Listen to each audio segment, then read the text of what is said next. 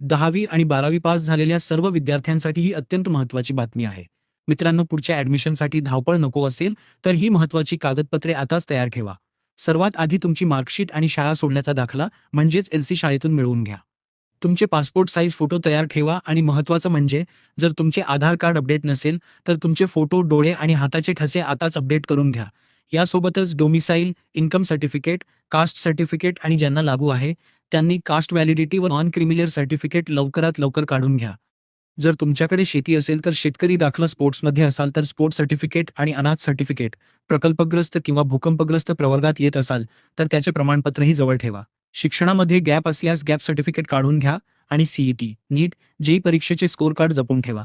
तुमचं स्वतःचं bank account नसेल तर ते लगेच काढून घ्या, कारण स्कॉलरशिपसाठी याची मोठी मदत होईल.